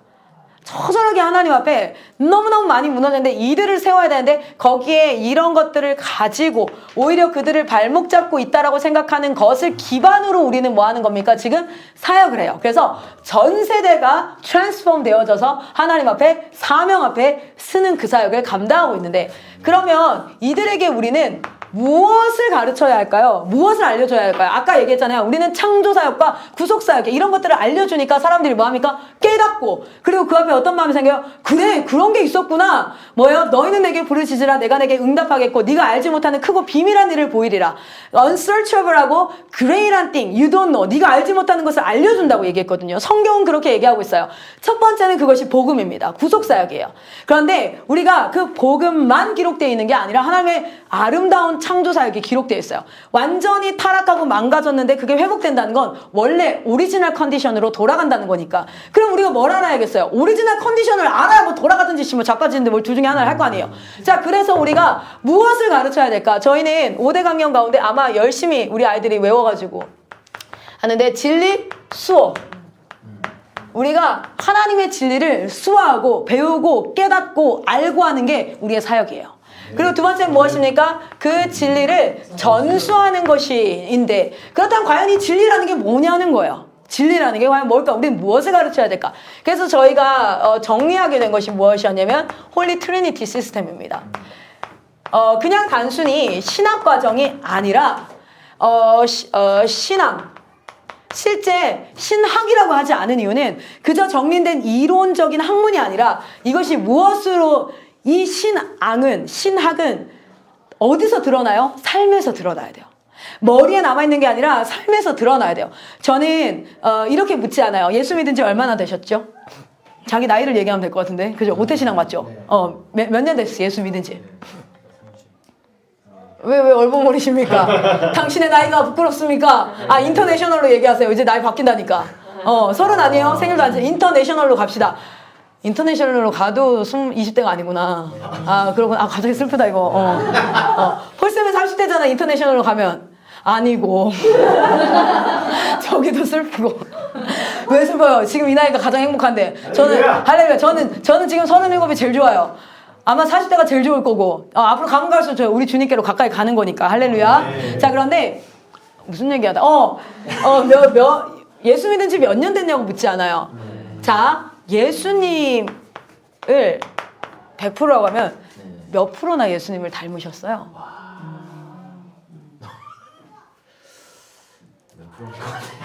이건 주변에 또 물어보면은 주변은 걷다 대고 0.3 이럴 순 없잖아요. 그럴 순 없잖아. 주변에 어렵게 만들어. 아니면 뒤에 안 보이니까 니가 여기가 대답해봐요. 얼굴 안 보이니까 몇 프로 정도 닮은 것 같아요? 제가요? 너무 어렵죠. 아니, 여러분 생각해보세요. 내가 예수를 몇 년 믿었느냐가 아니라 저는 예수를 40년 믿은 장로님이 실제 있었던 일이에요. 고신측인데요. 고신측은 여자 목사를 인정하지 않아요. 근데 제가 여자 선교사이자 여자 목사잖아요. 설교를 하러 갔는데 11시 예배에 설교를 하러 갔는데 제 앞에서 장로님 두 분이 멱살 잡고 싸우셨어요. 12시 예배 중에. 진짜 나는 그걸 경험했어요. 누가 저 여자 세웠냐고. 앞에 설교하러 나와서. 근데 거기서 내가 이러고 있을 수는 없잖아요. 누군가 그때 심지어 제가 필승이가 그때 필승이가 2살인가 3살 때 데려갔어. 에리카 쌤이랑 같이 갔잖아요. 그래서 다행히 거기가 없어서 다행이었어. 막 싸우는데 그리고 그날 점심이 카레 나왔잖아요. 나 카레 알러지 있는데. 와, 그날은 참 뭐 다 안 되는 날이었어요. 카레 알러지 있어가지고 카레, 단무지, 오뎅국밖에 안 나와서 단무지랑 맨밥이랑 먹었잖아요. 그리고 오후 2시 예배까지 설교 인도하고 왔어요. 뜨겁게. 근데 멱살 잡고 싸우다가 한 번 나가셨어요. 그렇죠. 이해 안 되죠. 그런데 예수님을 40년 믿어도요. 화가 나면서 주먹 다짐을 하더라고요. 심지어 예배 시간 중간에. 근데 대한민국 그래요. 지금 정말 우리가 질문해야 될 건 당신은 몇 년 예수님을 믿었습니까가 아니에요. 나는 몇 프로 예수님을 닮았습니까? 를 질문해 봤을 때 저는 필립이 앞에서 할 말이 없어요. 주여. 우리가 농담처럼 얘기하지만 전 진짜 그렇게 물어요. 10%는 닮았을까? 자신이 없어지는 거예요. 7%? 3%? 그래서 0.3%가 가는 거야. 0.3%. 내 아이는 내가 죽고 나면 우리 엄마는 예수님을 이만큼 닮았어 라고 할 때 몇 프로라고 점수를 줄까? 그래서 예수님 닮으세요 하는 얘기는 되게 쉬워요. 왜요? 예수님이 완성돼 있잖아요. 쉽잖아. 근데 나를 닮으세요. 와우. 진짜 어렵죠. 제가 이게 축복이 될지 저주가 될지 모르겠는데 한마디 할게요. 당신의 자녀의 30대가 딱 당신 같았으면 좋겠습니다. 아멘을 못했네요. 진짜요. 이게 축복이 될지 저주가 될지 한번 생각해 보세요. 내가 예수를 충분히 닮았다면, 충분히 닮아가고 있다면, 그리고 고군분투하고 있다면 나보다 더 나았으면 좋겠지만 그래도 나는 내 아이가 나 같았으면 좋겠어라고 얘기하는 게 축복일 거예요. 그런데 내가 오늘 그 사명 앞에 다른 거 열심히 살고 있을지 몰라요. 내가 맞다라고 생각하는 일들을 막 하고 있을지 몰라요. 그런데 그 얘기를 들었을 때 아멘이 안 나온다? 좀 생각해봐요. 우리 아이들한테는 제가 쉽게 축복과 저주를 하잖아요. 야, 네 아이가 딱 17살 너 같았으면 좋겠다, 야. 이러면은 쌤, 어떻게 나한테 그런 말 할 수 있어요? 진짜 지훈이한테 됐어요. 진짜 지훈이 순간 어떻게 나한테 그런 말, 그게 왜 저주야? 난 축복인데. 그러니까 아닌데요. 그게 예수님을 닮아라는 되게 쉬운데 나를 닮아라는 진짜 어려워요. 내 삶이 결부되어지거든요. 신앙은 내가 얼마나 예수님을 아는가, 내가 이해하고 깨닫고 예배 시간에 아멘하고 반응하는 나의 정도를 얘기하는 게 아니에요. 그냥 내 삶으로 그냥 얘기해야 되는 거예요. 그래서 홀리 트리니티 시스템은요, 사실 홀리 트리니티는 대표적인 숫자가 3이잖아요. 그래서 신앙도 3개, 그래서 트리플 스쿨이에요. 그리고 생활입니다. 3C라고 얘기를 하죠. 그래서 3가지. 커밋먼트, 컴페턴스, 그리고 뭐죠? 커뮤니케이션. 뭐 이렇게. 자, 그리고 뭐가 있죠? 학습. 학습은 공동체가 있어요. 리뉴전 공동체, 그리고 온라인 교육 시스템, 그리고 입시 시스템, 이렇게 3가지가 협력을 해서 대한민국의 기독교 교육을 이뤄가 봅시다. 왜냐면 대안학교 홀로로는 지금 그것이 많이 어렵기 때문에 지금 한비전 같은 경우에도 한미교육원과 연합이 되어져 있으니까 훨씬 더, 그러니까 마지막 시대는 스가랴서에 뭐라고 얘기하고 있나요? 스가랴서에서 마지막 시대에 두 막대기가 꺾인대요. 근데 이 두 막대기가 있어야지만 마지막 시대 힘이 있는데, 하나는 뭐냐면 은혜의 막대기예요. 은혜를 잃어버린 시대. 긍휼과 은혜를, 그리고 연합의 막대기예요. 이 2개를 꺾어버리겠다고 얘기한 거예요. 유다에게 얘기할 때 우리는 하나님 앞에 이것을 달라고 기도해야 될 텐데 마지막 때는 연합해야 될 줄 믿습니다. 마지막 때 은혜가 충만해야 연합할 수 있어요. 안 그러면 평가를 하기가 자, 학습. 그리고 선교입니다. 선교는 지역 선교, 영역 선교, 그리고 열방 선교. 쓰기가 어려우실 것 같아서 이 내용이 너무 좋은데, 클라라 선교사가 선포하는 저 비전이 클라라의 말발이 아니라 하나님이 주신 거라서 이거 진짜 너무너무 중요한 내용인데 다 잊어버릴 것 같아서 강의로도 찍고 있고, 여기 정리된 내용이 있어요. 그래서 나가실 때 없는 분들은 하나씩 가져가시면 돼요. 자, 어쨌든 이런 이것을 전수하자였어요. 미래의 아버님이에요. 왠지 아세요? 진짜 중요한 건 우리 아이들을 양육하는 것도 중요하지만 제1의 사역은 먼저 내게 맡겨준 영혼은 자녀예요. 그래서 그 사역을 절대 놓치면 안 돼요. 예전에는 아이를 뒷전으로 하고 사역하는 게 미덕이었어요. 근데 여러분 기억합시다. 창조사역 1의 대상은 제 자녀예요. 그거를 잃어버리고, 그것만 하면 안 되지. 애들 이거 하면 안 되는데 그것을 잃어버리고 다른 사람을 했을 때는 결국에 옥하는 목사님도 마지막에 무슨 얘기를 하십니까? 제가 너무너무 존경하는 목사님이거든요. 저는 옥하는 목사님 온라인으로 올라온 설교는 다 들었어요. 그의 제자들 뭐 다 이렇게. 근데 옥하는 목사님 마지막에 자기 자녀를 향해서 회개했잖아요. 내가 이들을 제치고 사역하는 게 미덕인 줄 알았다고. 그리고 그렇게 열심히 사역을 했다고. 그런데 그것이 아니었다는 것을 깨달았다고. 뭘로? 자녀들의 결과로, 삶으로. 너무너무 위대한 정말 선지자였고, 말씀 설교가였고, 제자였고, 또 삶을 살아갔던 멋진 사역자분이세요. 그런데 그가 하나님 앞에 그 부분을 이야기할 때 저는 저거 내가 놓치지 말아야겠다, 이런 생각을 했거든요. 어쨌든 홀리 트리니티 시스템, 이거는 이제 추후에 우리 만약에 필요하면 같이 강의로도 나눌 수 있어요. 그래서 트리플 스쿨과 이 내용들을 쭉 전하고 있습니다. 오늘 이 얘기까지 하면 우리 밤새야 돼가지고 지나가도록 할게요. 그래서 이것을 전수해야 된다라는 건데, 이것을 전수하는 형태, how, 마지막입니다. 이제 이것을 전수하는 형태가 뭐냐면, 첫 번째는 우리는 교육 공동체, 교육 사역을 해요. 교육 사역은 반드시 공동체를 이루게 돼 있어요. 공동체를 꼭 이루라고 얘기해요. 왜냐하면 지식만을 습득하는 게 아니라 그 지식을 살아내는 생활이 있어야 되기 때문에. 생활이 있어야 되기 때문에. 여러분, 제가 진짜 이런 얘기까지 해요. 우리가 생물 시간에 여자가 생리하는 것에 대해서 배워요. 생리 주기도 배우고 막 이런 것들 다 배워요. 그런데 중요한 건 내 옆에 있는 여자가, 여자 친구라고 해야 될까? 하여튼 여사친이든 누구든 막 배를 아파하고 이렇게 하면 왜 저렇게 되는지를 알아서 저를 배려할 수 있고, 삶에서 그 지식이 지혜가 되어서 이것이 돼야 되는데, 생리 주기는 겁내 잘 외워. 배랑 그거는 막 7일 만에 정자는 며칠 동안 살고 나는 남자는 며칠 동안 생물 1등급. 그런데 중요한 건 그 지식을 가지고 그 몸을 공부한 사람이 그 몸을 소중하게 다루지를 않는 거예요. 그거는 지혜가 없는 거죠. 지식이 지혜로 연결되어지려면 반드시 뭐예요? 사고하고 분별하는 과정이 필요해요. 사고하고 분별은 문제에 부딪혔을 때요. 공동체에서 가능한 겁니다. 자, 그래서 어쨌든 우리는 교육사역을 하고 있습니다. 그래서 공동체를 이루어 다음 세대를 교육하고 청년 세대를 교육하고 부모 세대를 교육하고 무엇을? 이것을 이거 온 세대에게 다 교육해요. 다. 자, 그렇게 교육사역이 있고 그 교육사역으로 다 나오지 못해요. 우리는 영적 각성과 부흥과 불꽃이 필요합니다. 그래서 우리는 캠프 사역을 통해서 자, 우리 양산 비전 그 공동체에서도 꾸준히 교육 사역을 하면서 한 가지 목마른 게 뭐냐면 불꽃이가 일어나고 부흥이 일어나고 막 이게 한 번씩 있어야 되는데 그게 없으면 매너리즘, 인간은 어떤 영향력, 성령의 소용만 있는 게 아니라 죄의 영향력 아래 있으니까 매너리즘. 그래서 함께 모여서 연합하고 캠프를 통해서 한 교회를 살리는 고비 캠프, 그리고 뭐 우리가 예수복제소, 한다살, 트랜스포메이션 여러 캠프를 통해서 불을 지피고 다니는 사역들, 그런 사역들을 하지요. 캠프 사역의 핵심 사역 중에 하나고, 그리고 우리는 지역교회를 세우기를 원합니다. 그래서 지역교회의 교육공동체를 만들어주고 지역교회가 캠프 사역 하게 하고 지역교회를 서브하기 위해서 온라인으로 강의를 만들어서 제공하고 막 이런 형태의 사역을 진행을 하고요. 그리고 뭐 하고 있습니까? 선교 사역을 감당합니다. 이 선교 사역은 우리가 이 마지막 때에 단순히 그냥 우리 잘 예수 믿자가 아니라 어디까지 하나님이 가시고자 했던 땅끝까지 우리가 복음 들고 나아가는 한 공동체가 한 나라를 맡아야 될 줄 믿습니다. 네. 지금 본부가 이그젠플로 어떻게 했어요? 본부가 필리핀이라는 나라에 본부를 세우고 어떻게 해요? 선교 사역은 먼저는 정탐을 해요.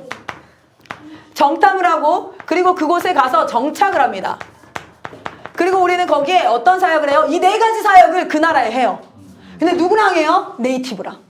한국 사람이 사역하는 게 아니에요. 한국 사람이 어떻게 해야 돼요? 그 현지 사람이 이것을 꿈꾸고 할 수 있게. 필리핀이 고비 캠프를 해요. 필리핀이 CBUP를 해요. 필리핀이 부모학교를 해요.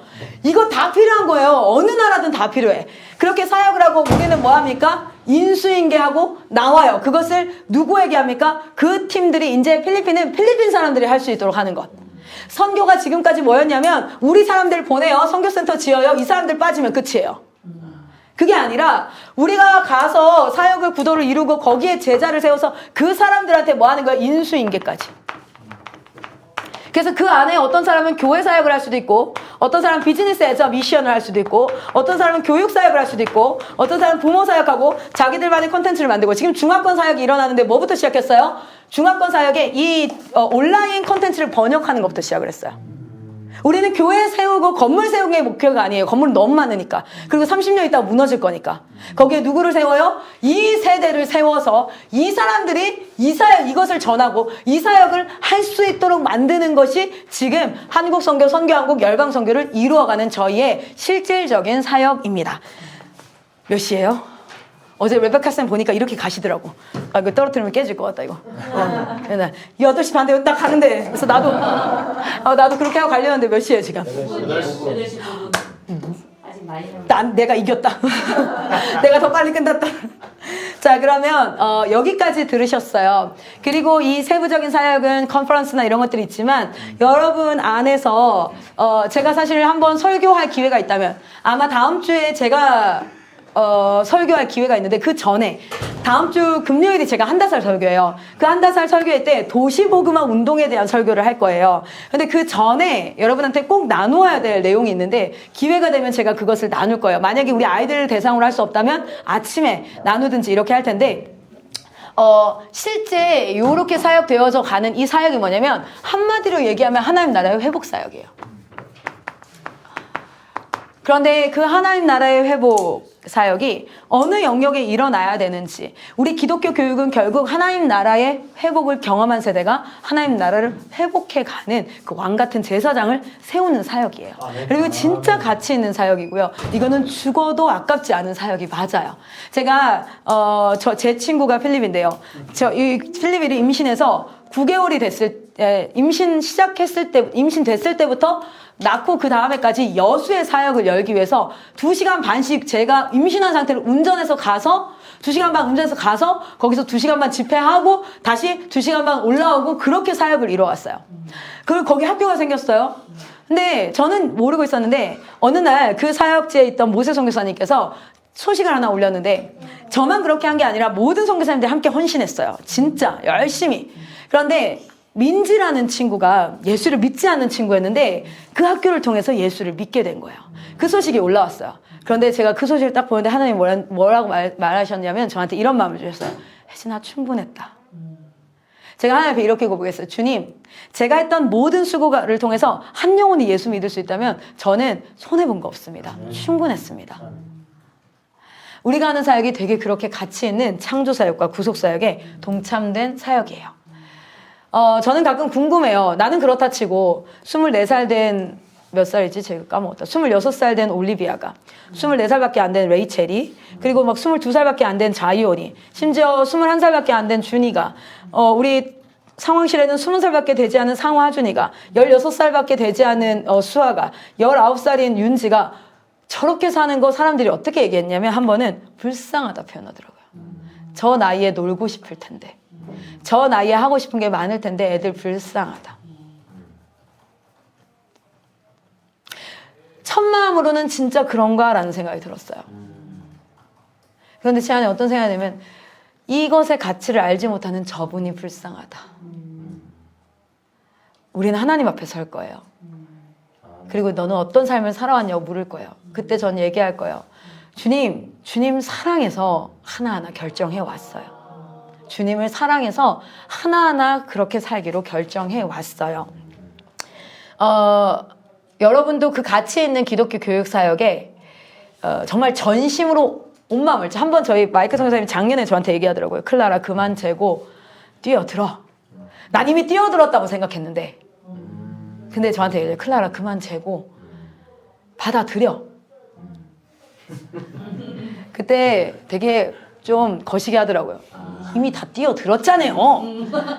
마이크 선교사님은 저한테 가장 멋진 영적 아버지시고 또 믿음의 선배이고 가장 좋은 친구이고 사실 제가 진짜 제 속마음을 사역에 있어서 나 삶에 있어서 얘기하는 분은 마이클 선교사님일 거예요. 그 전에는 제가 많이 무서워했고 혼도 많이 났고 그리고 그랬었는데 어느 순간부터 저에게 가장 가까운 그래서 가장 뒷담을 많이 할 수 있는 말씀 맨날 네가 맨날 내 뒷담을 하니까 사람들이 말이야. 근데 말씀을 가장 가까운 근데 딱 얘기하더라고요. 클라라 이제 그만 재고 다 던져 받아들여. 근데 그때요 반박할 수 없었어요. 다 드리고 있잖아요 라고 말을 못하고 왜냐면 마이클 선생님이 은퇴한다고 했을 때 저는 이렇게 항상 얘기했거든요. 마쌤보다 하루 일찍 은퇴할 거라고. 어디 이거 다 벌려놓고 나한테 뒤처리하게 하려고. 진짜 그랬어요. 농담 아니고. 근데 마쌤이 그래요. 받아들여. 저는 받아들이기 싫더라고요. 근데 제가 이번에 코로나를 통해서 하나님 앞에 제 사명을 발견했어요. 마이클 선교사님과의 파트너십이 아니라 하나님 앞에 제 사명을 진짜 좀 받아들이게 됐어요. 그리고 제가 얘기했어요. 마이클 선교사님 저는 13년 9개월 남았습니다. 마이클 선교사님 항상 12년 9개월 남았습니다. 선교사님 제가 정말 뜨겁게 사역하고 그 다음에 누구일지 모르겠지만 그 다음에게 전수하고 쫓아가겠습니다. 마이클 선생님 아프리카에서 기다릴게. 제가 딱 50대면 은퇴해요. 마이클 선생님 50에 은퇴하셔요. 주님 우리 동역자들 손 붙잡고 달려가겠습니다. 말씀 가서 잘 닦아놓으세요. 그랬더니 마이클 선생님 그래 우리 선교체에서 죽자. 우리 후배들한테 계속 클라라 내가 계속 대표 자리에 있으면 넌 항상 부대표밖에 더 하냐? 그야 네가 부대표면 걔는 뭐냐? 총무밖에 더 하냐? 야 선교체에서 죽자. 거기서 하나 더 만들든지. 그래서 너무 멋있었어요 그 말이. 그래서 내가 쫓아갈 사람이 있다는 것도 감사하고. 그래서 전 공동체가 참 좋은 게 때로는 사명이 흔들려요. 죄송해요. 이런 얘기해서 죄송해요. 전 사명이 때로는 흔들려요. 아씨 그만하고 싶다. 씨. 때려치고 싶다. 너무 힘들다. 말해. 진짜.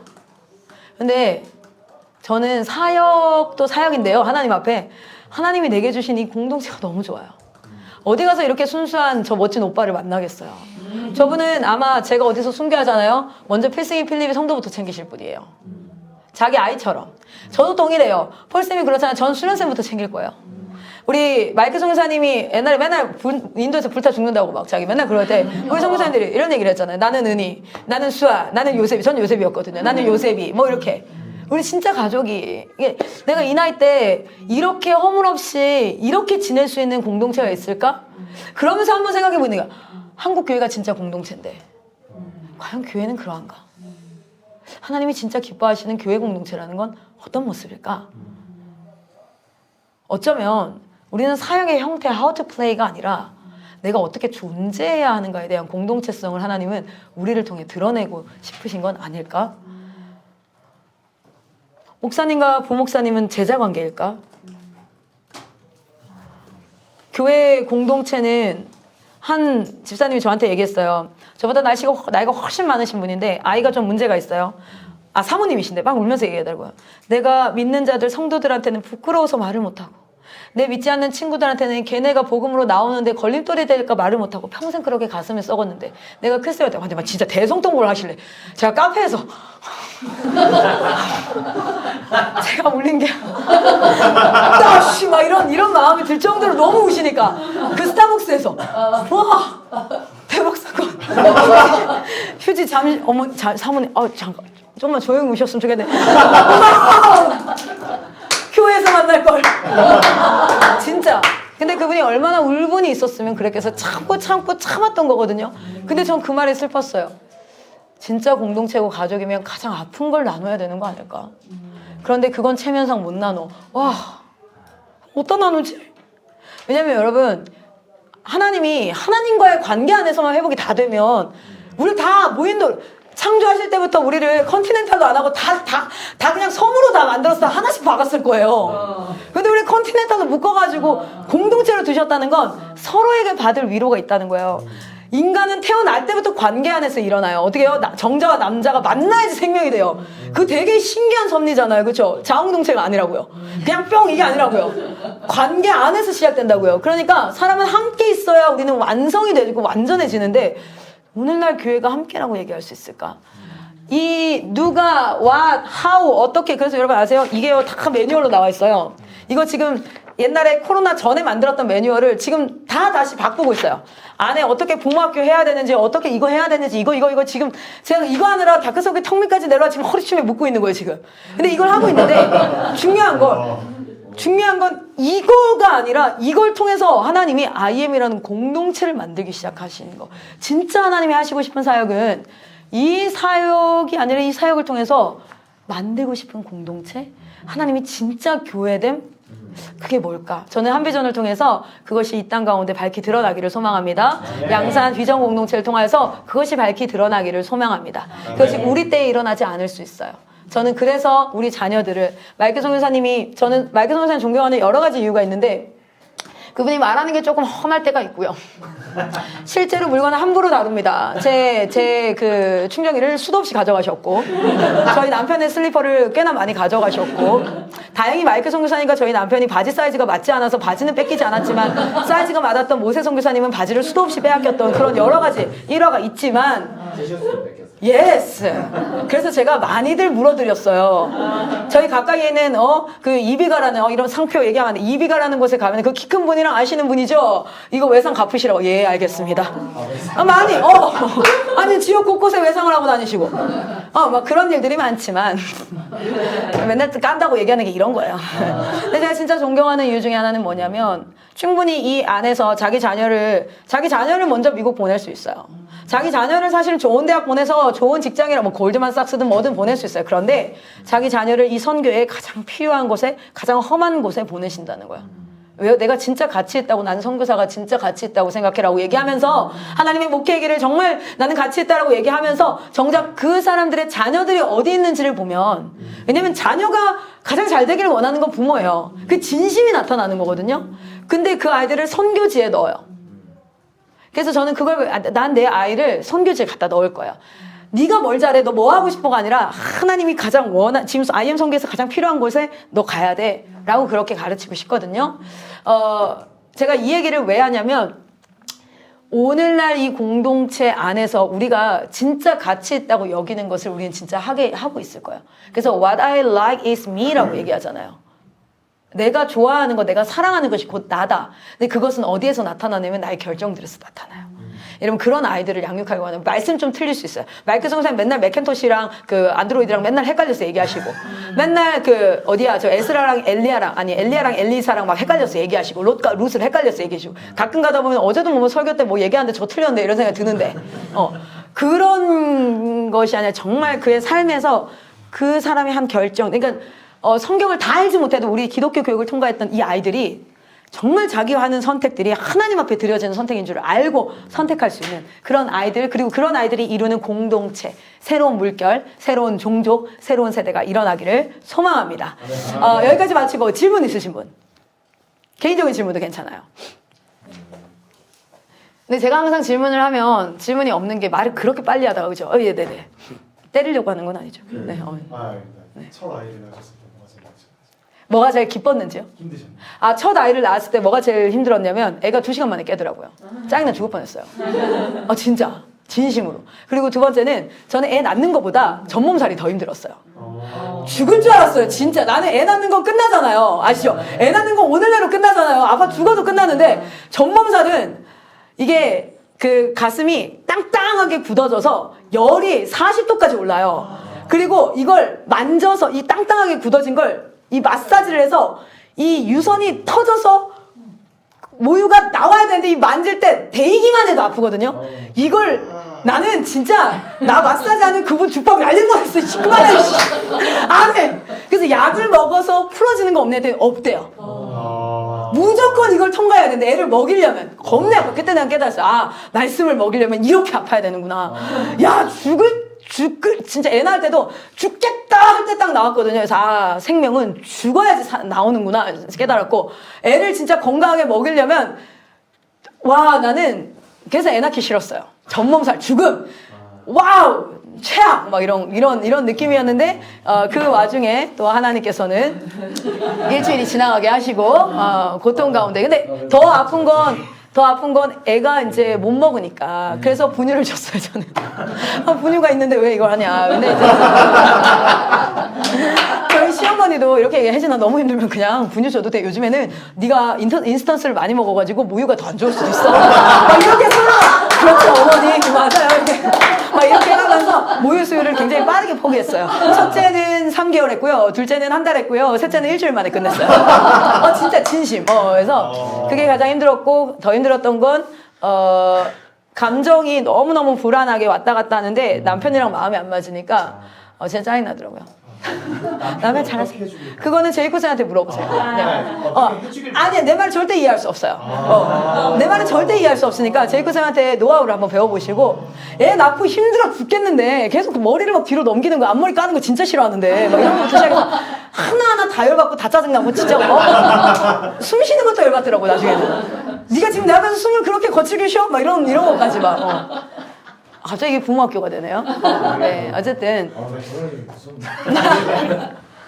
근데 그 과정을 통해서 진짜 제가 이 생각을 했다니까. 이거는 정말 제가 그 결혼신학이라는 책을 공부하면서 배운 건데, 그러니까 내가 정말 잘 맞는 줄 알았는데 결혼을 해보니까 너무 안 맞잖아요. 사랑이라는 감정을 주지 않았다면 절대 그 남자랑 결혼 안 했어.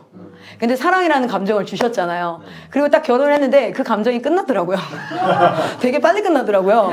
그리고 현실이 보이기 시작하는 거예요. 너무 마음에 안 들고 또는 내가 왜 이런 선택을 했을까? 뭐 이런 절대 입 밖으로 내진 않았어요. 왜냐면 바꿀 게 아니니까. 만약에 바꿀 수 있다면 내가 환불이 가능하다면 내뱉었겠지만 그래서 성경 가운데 그건 그래서 하나님이 이것을 약속으로 묶어버렸구나. 야 이거 다시 돌이킬 수 없게. 그런데 완전히 다르기 때문에 정말 하나가 되는 거구나. 그래서 육체적으로 그리고 정서적으로 그리고 영적으로. 근데 한 가지 안 건 대화하지 않으면 안 된다는 거. 제가 여기 등이 가렵잖아요. 그러면 내가 손이 안 닿는 데가 있거든요. 근데 가끔 애들은 닿는 애들이 있긴 해요. 너무 유연해서. 근데 내가 그건 예화에서 좀 예외다. 안 다르면 내가 남편한테 얘기를 해. 간지럽다고. 그럼 뭐야 되면 말해줘야 알아요. 그래서 진짜 소통을 통해서 하나 되어지는 게 그 과정 가운데 있는데 그렇게 되면 될수록 진짜 세상에 둘도 없는 관계가 되는 거죠. 나의 최고의 전우, 나의 최고의 동반자, 뭐 하여튼 결국에는 지고 뽑고 싸워도 남편밖에 없다고 얘기하는 걸 지금은 좀 알겠는데, 그래서 꼭 이루셔야 돼. 여기 지금 너무 외롭잖아. 옆구리가 시리고, 여기 뭐야? 여기 왜 비어있는 거야, 여기? 빨리 앉혀. 여기 이렇게 앉아있는데, 하면서 결혼이 무섭다 하지 마시고. 어떻게 잘 사시나 보고. 여기를 보고 한번, 여기를 보고 제가 좋아요. 그건 좋은 기본 생각. 좋은 생각이에요. 그런데 중요한 건 겉으로 봐서 모른다는 거. 절대 모른다는 거. 다들 막 제이쿠쌤 같은 남자랑 결혼하면 어때요? 네가 살아봐라. 살아봐라. 또 막 제이 클라 막 어떤 친구가 이랬어요. 야, 태어나니까 엄마가 클라 쌤이고 아빠가 제이쿠 쌤이야. 그러면 이제 필리핀은 생각할 거야. 네가 살아봐라. 어떤지 살아봐라. 다 어쩔 수 없어. 가정 안에서는 나의 참된 모습이 다 드러나. 나의 믿음 없음과 나의 연약한 거 이런 것들이. 근데 그 안에서 기도하고 예배하고 그 자리에 예수를 초대하고 그 자리에서 사과하고 그 자리에서 빠르게 서로 무릎 꿇고 서로가 빠르게 양보하고 대화하고 이렇게 하면 할수록 남은 여생이 너무 행복하고요. 서로 고집 부리면 부릴수록 뭐가 되냐면 감정의 골이 쌓이더라고요. 그건 나중에 회복이 돼도 그 골은 나만은 있더라고요. 그래서 그 말이 생각나고 막 그래요. 회복이 분명 됐는데도 그 말이 또 생각나고 막 이렇게 사단은 그걸 잘 써요. 그 흔적들을. 그래서 할 수 있거든 빨리 사과하시고 빨리 연합하시고 빨리 포기하시고 빨리 기뻐하시고 막 이렇게 하는 말씀에 깊이 빠르게 반응하시면 좋습니다. 또 질문 있으세요? 네. 제이코 선교사님. 뭐야 이거 또 부모학교야. 네. 선교사님이 네. 모태신앙이라고 알고 있는데. 제이코쌤은 목회자 자녀예요. 아버님이 어머님이 지금도 목회하세요. 그래서 그 시부모님들이랑 그 관계가 너무 좋아요. 너무 좋은데 너무 힘들어요. 왜냐면 그냥 단적으로 얘기하자면 저희 집은 사과를 밥 먹고 깎아주지 않아요. 그리고 그냥 집에다가 사과를 엄마는 항상 식탁에 갖다 놓고 저희 엄마 아빠도 그냥 알아서 깎아 먹어요. 자기가 먹을 만큼.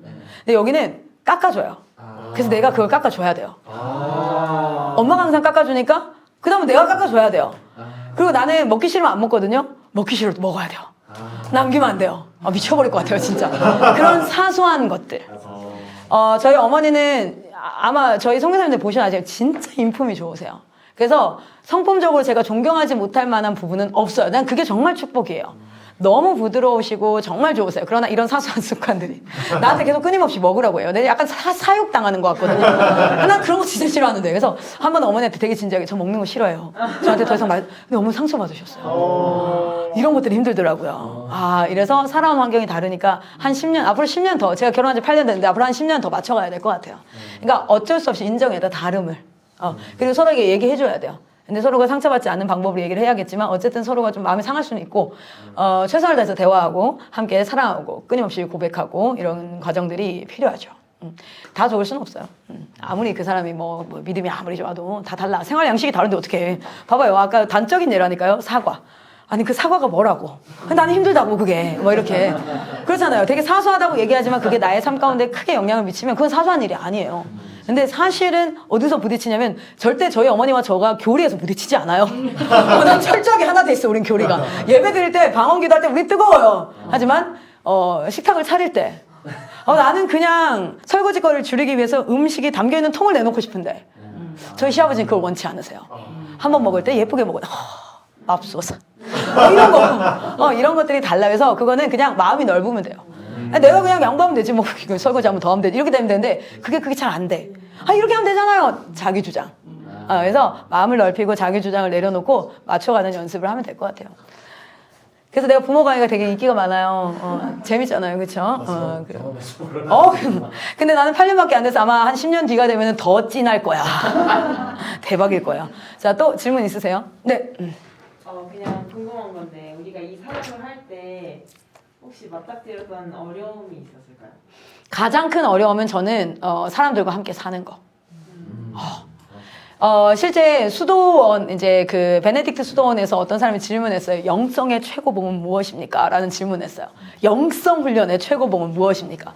당연히 그 사람은 뭐 기도, 말씀, 뭐 묵상, 뭐 이런 거잖아요. 순종. 뭐라 하잖아요? 니랑 같이 사는 거.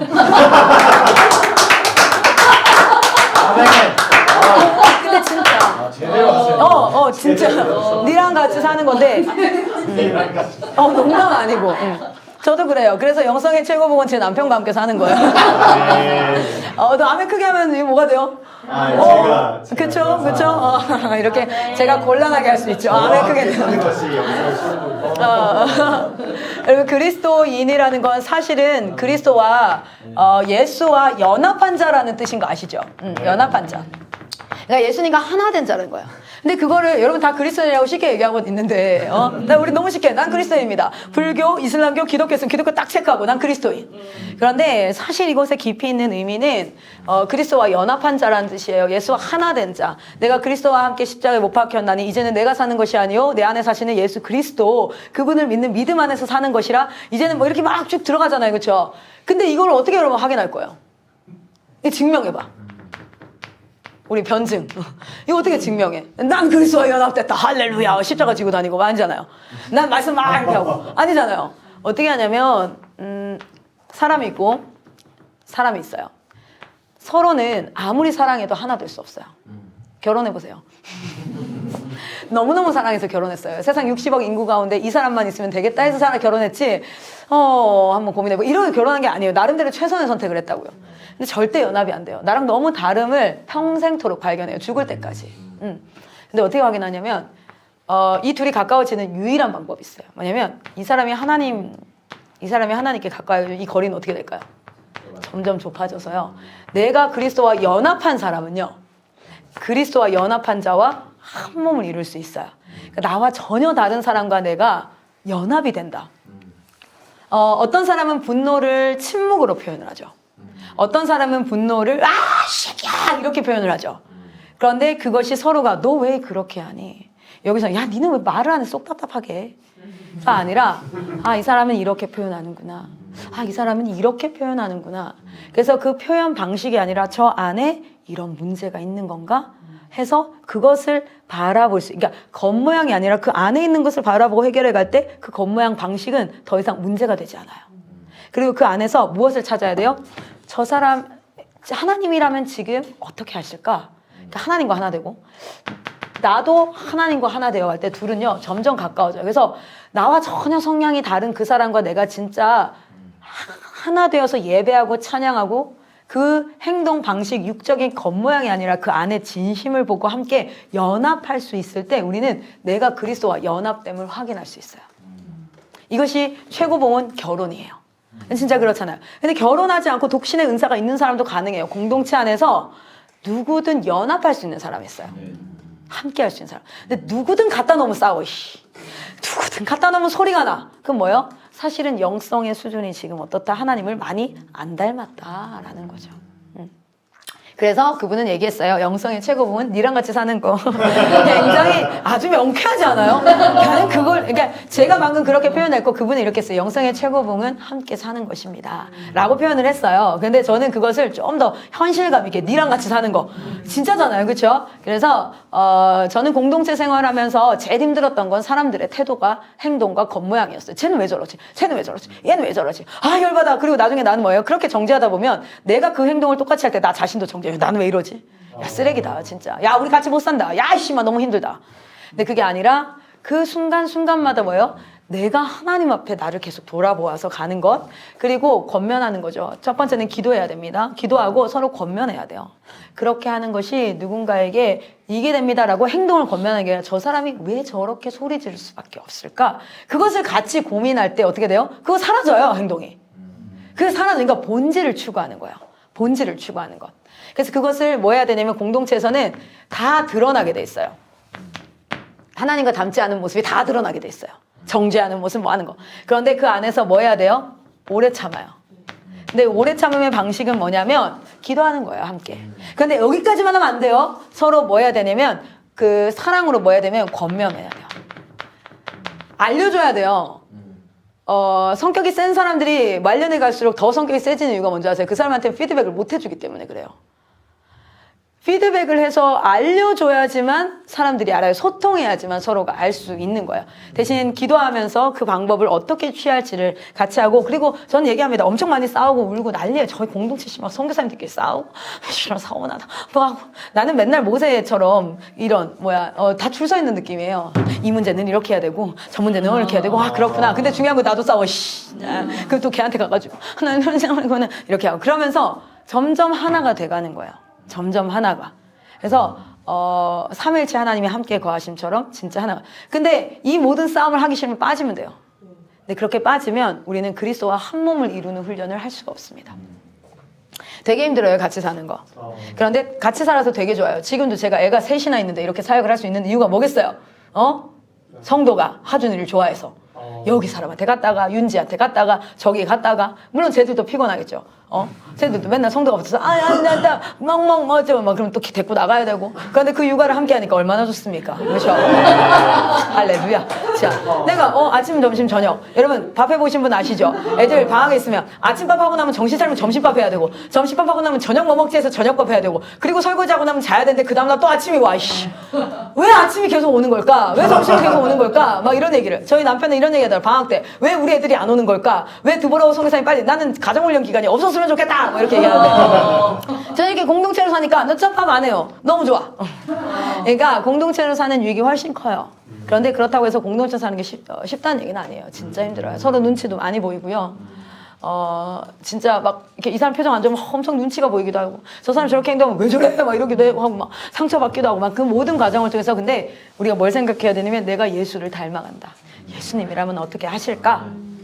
그것들을 생각해 가는 것입니다. 7분이나 늦었어요. 나 가야 돼. 그만해요. 자, 다음번에 기회가 되면 우리 부모학교 한번 같이 해요. 진짜 재밌어요. 우리 폴 선교사님 성교육 진짜 재밌어요. 이거는 저희 우리 폴 선교사님과 로이스 선교사님이 부모학교에 굉장히 라이징 스타, 굉장히 너무 강의가 저 또 아는 척하고 앉아 계셔요. 아니 진짜. 제아의 고수죠. 진짜 되게 두 분이 경험담에서 우러나오는 거 들으면 나보다 더 웃겨. 대박이야. 진짜 대박이에요. 그리고 정말 저는 그 두 분을 보면서 한 가지 느낀 건 뭐냐면 하나님 앞에 진짜 하나 되어 가기 위해서 정말 수고해서 노력해 가시는 모습 그리고 그것을 많은 사람들은요 숨기려고 하거든요. 그게 아니라 너무 아름답게 그것을 세워가고 계시는 과정 중이에요. 그러니까 우리는 완벽하다가 아니라 가고 있고요. 같이 가자 이 얘기를 하는 거죠. 그래서 여러분 그렇게 가고 있습니다. 오늘의 강의 제목은 부모학교가 아니라 시대적 사명을 이루는 실제적 핵심 사역이었어요. 그걸 잃어버리면 안 돼요 지금. 여러분 그쵸? 근데 부모학 사역으로 지금 그럼요. 근데 사실은 굉장히 중요해요. 우리 애들 커서 부모가 될 거고요. 그 과정을 통해서 뭘 이뤄야 하나님의 사역을 이뤄갈 겁니다. 여기까지 하고 마치도록 하겠습니다. 감사합니다.